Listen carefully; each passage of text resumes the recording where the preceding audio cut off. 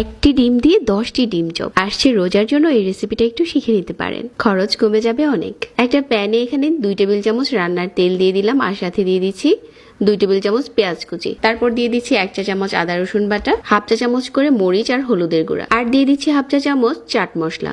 এটা কিন্তু আমি আগেই শেয়ার করেছিলাম। এখন ম্যাশ করা আলু দিয়ে দিচ্ছি হাফ কেজির মতো। খুব ভালো করে ভুনে নিচ্ছি। চুলা থেকে নামানোর আগে ধনেপাতা কুচি আর কাঁচামরিচ কুচি দিয়ে দিলাম। এখন একটা সিদ্ধ ডিম কাটার দিয়ে কেটে নিচ্ছি। সেম ভাবে পাতলা করে আপনারা চাইলে ছুরি দিয়েও কেটে নিতে পারেন, তবে কাটার দিয়ে কাটলে এটা বেশি ভালো হয়, স্লাইস গুলো সুন্দর হয়। কাটার দিয়ে ডিমটা কেটে নিয়েছে, আর এখানে 10টার মতো স্লাইস হয়েছে। আমাদের আলুর মিশ্রণটা ঠান্ডা হয়ে গেছে। হাতে নিয়ে কিছুটা চ্যাপটা করে মাছ বরাবর ডিমের স্লাইস দিয়ে এভাবে করে মুড়িয়ে নিচ্ছি।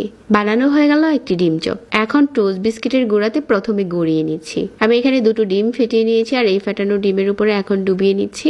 আবারও টোস্ট বিস্কিটের গুঁড়াতে এভাবে করে গড়িয়ে নিচ্ছি। এটা চিনি ছাড়া টোস্ট বিস্কিটটা, যেটা আমি গুঁড়ো করে নিয়েছি। এখন এই ডিম চপগুলোকে আপনি সংরক্ষণ করতে পারেন, এভাবে করে বক্সে ভরে রেখে দিতে পারেন। তবে আজকে কিছু আমি আপনাদের সাথে ভেজে শেয়ার করছি।